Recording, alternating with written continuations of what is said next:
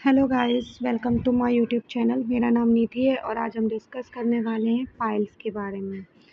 तो पाइल्स क्या होता है, इसके बारे में हम इस वीडियो पे डिटेल्ड स्टडी करेंगे।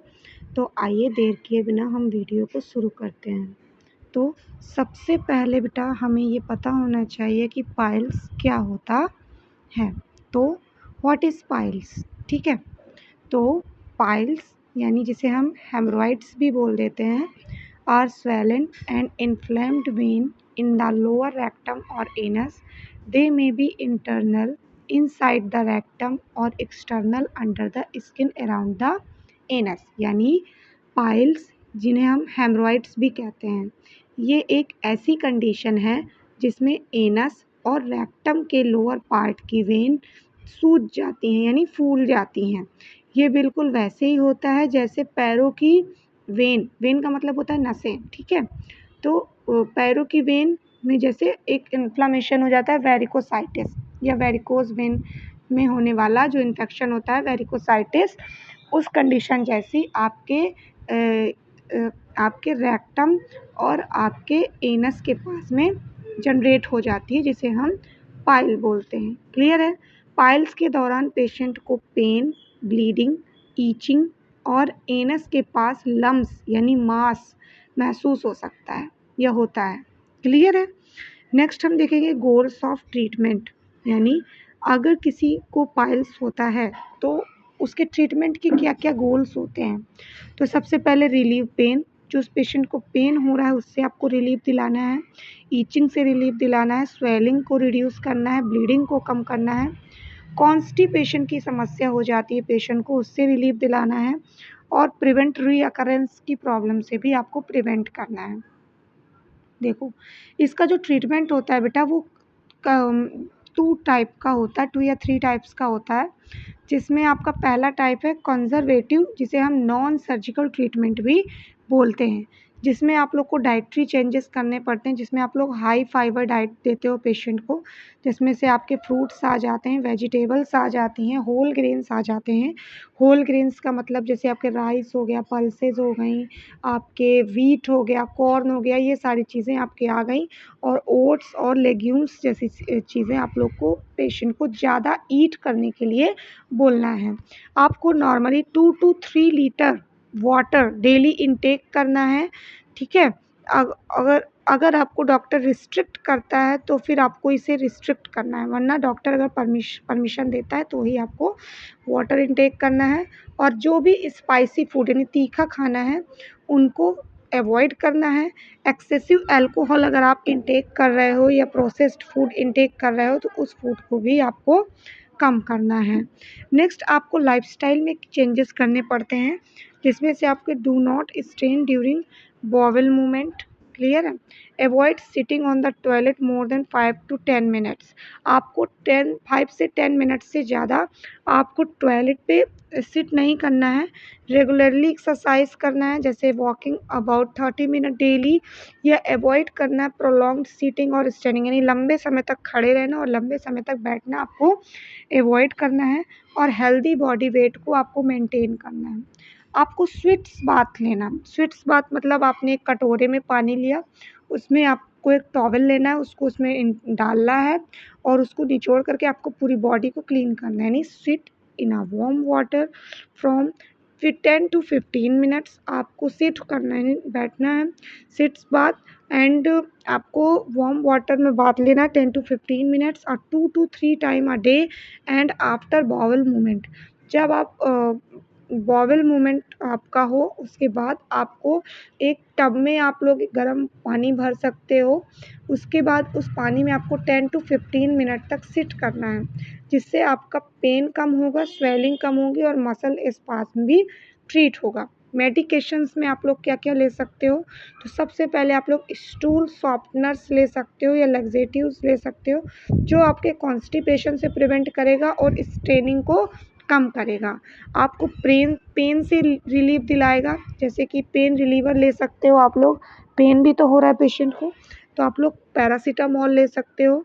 अदर मेडिसिन्स आप लोग ले सकते हो अगर आपको डॉक्टर एडवाइस करता है तो।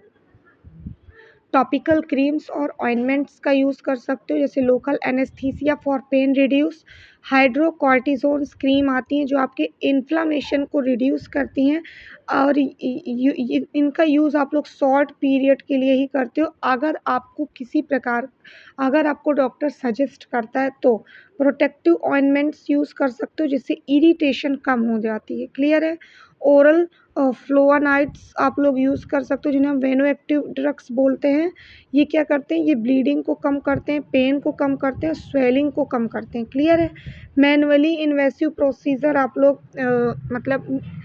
अप्लाई करते हो पेशेंट के ऊपर, जिसमें आप लोग ये क्या होता है? मैनुअली इन्वेसिव प्रोसीजर की बात करें अगर हम, तो ये क्या होता है? These are used when medicines and lifestyle changes do not help. अगर आपने अपनी मेडिसिन्स और अपनी लाइफस्टाइल को चेंज कर दिया है, उसके बाद भी आपको इस समस्या से मतलब हेल्प नहीं मिल रही है, तब आप लोग मैनुअली इन्वेसिव प्रोसीजर्स को अप्लाई करते हो, जिसमें आपका पहला आ जाता है रबर बैंड लिगेशंस। ठीक है? इसमें एक स्मॉल रबर बैंड्स को प्लेस कर दिया जाता है हेमरॉइड्स में, एंड जो हेमरॉइड्स होते हैं वो अपने जिससे हेमरॉइड्स में ब्लड सप्लाई कम हो जाती है, जिसके कारण वो श्रिंक हो जाते हैं और कुछ समय बाद वो अपने आप ही गिर जाते हैं। क्लियर हुआ? यानी एक इमेजिनेशन की दुनिया बनाओ। तो अगर मान लो ये कोई लेयर है रेक्टम की, इसमें कोई हेमरॉइड्स है, तो आप एक रबर बैंड लेकर के इसे स्टक कर देते हैं, तो कुछ समय बाद इस एरिया में ब्लड सप्लाई आना बंद हो जाएगी, जिसके कारण ये अपने आप ही ये धीरे धीरे श्रिंक हो जाएगा, सूख जाएगा, और कुछ समय बाद ये इसमें मतलब अपने आप ही ये नष्ट हो जाएगा या गिर जाएगा। नेक्स्ट है स्क्लेरियोथेरेपी प्रोवाइड करते हैं। ये एक तरीके का केमिकल सॉल्यूशन होता है, जिसे हम हेमरॉइड्स में इंजेक्ट कर देते हैं, जिसके कारण जो हेमरॉइड्स होते हैं या पाइल्स होते हैं वो श्रिंक हो जाता है।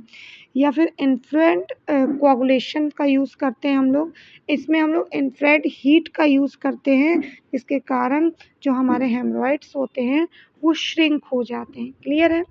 नेक्स्ट हम सर्जिकल ट्रीटमेंट की बात करें, तो सर्जिकल ट्रीटमेंट में हम लोग सबसे पहले हेमरॉइडेक्टॉमी का यूज़ करते हैं। हेमरॉइडेक्टॉमी क्या होता है? ये एक तरीके का सर्जिकल प्रोसीजर होता है, जिसको डॉक्टर्स अप्लाई करते हैं पेशेंट के ऊपर, और इसकी मदद से हम लोग सर्जिकल रिमूवल करते हैं लार्ज और सीवियर हेमरॉइड्स का। इसको usually recommended from grade 3 and grade 4। जो ग्रेड 3 और ग्रेड 4 का हेमरॉइड होता है, उसको ट्रीट करने के लिए हम लोग जिसमें मतलब सभी प्रकार के ट्रीटमेंट हैं वो सब फेल हो जाते हैं, तब हम लोग पेशेंट के अंदर हेमरॉइडेक्टॉमी का प्रोसीजर अप्लाई करते हैं। नेक्स्ट हमारा प्रोसीजर है स्टेपल्ड हेमरॉइडोप्लेक्सी।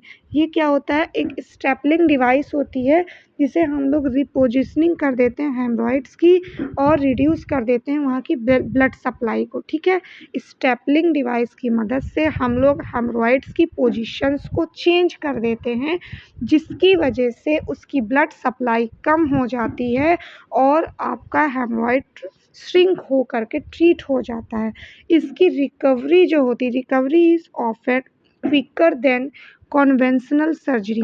इसकी जो रिकवरी होती है वो कन्वेंशनल सर्जरी से फास्ट हो जाती है। क्लियर है? नेक्स्ट कन्वेंशनल सर्जरी, जिसे हम मिनिमल थेरेपी या मिनिमल ट्रीटमेंट बोल देते थे, वो वाली therapy.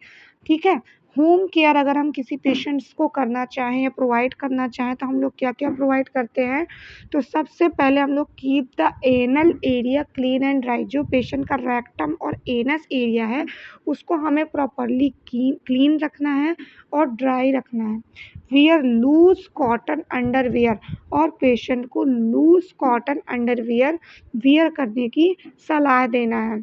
Do not stretch the affected area. जो भी पेशेंट का इफेक्टेड एरिया है, उसको हमें स्ट्रेच करने के लिए, अवॉइड करने के लिए बोलना है। And follow all the prescribed medications. जो भी हमारे डॉक्टर ने इस बीमारी के रिगार्डिंग जो भी हमें प्रिस्क्राइब्ड मेडिसिन्स बताई हैं, उनको हमें फॉलो अप करवाना है। कॉम्प्लिकेशंस क्या हैं? अगर आप इसको ट्रीट नहीं करते टाइम पे, तो आपको क्या क्या समस्याएं देखने के लिए मिल सकती हैं। तो आपको परसिस्टेंट ब्लीडिंग देखने के लिए मिल सकती है, एनीमिया देखने के लिए मिल सकता है for chronic blood loss. Clear है? थ्रोम्बोस्ड एक्सटर्नल हेमरॉइड्स, ये बहुत पेनफुल क्लॉट फॉर्मेशन हो जाता है जिसमें हेमरॉइड्स थ्रोम्बोसाइट्स या थ्रोम्बॉइड्स का फॉर्मेशन हो जाता है एक्सटर्नली, जिसके कारण आपको बहुत सारी प्रॉब्लम्स देखने के लिए मिल सकता है, प्रोलैप्स देखने के लिए मिल सकता है और इन्फेक्शंस देखने के लिए मिल सकता है। नेक्स्ट हम लोग देखेंगे when to see a doctor immediately. हमें कब कब डॉक्टर को, मतलब अगर पाइल्स हमारी बहुत ज़्यादा सीवियर है तो हमें किन किन प्रॉब्लम्स में हमें डॉक्टर को इमीडिएटली दिखाना चाहिए। तो सबसे पहले हैवी और परसिस्टेंट रेक्टल ब्लीडिंग। अगर हैवी और परसिस्टेंट यानी बहुत ज़्यादा मात्रा में अगर रेक्टल ब्लीडिंग हो रही है तो हमें डॉक्टर से इमीडिएटली मिलना चाहिए और संपर्क करना चाहिए।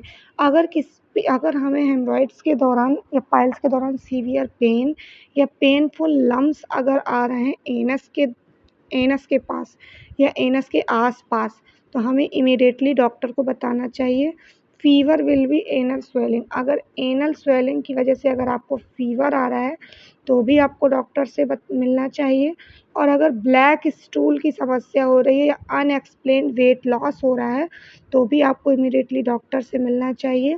अगर सिम्पटम्स उसके इम्प्रूव नहीं हो रहे 1 to 2 वीक्स होम ट्रीटमेंट के दौरान, तो भी आपको डॉक्टर से इमीडिएटली मिलना चाहिए।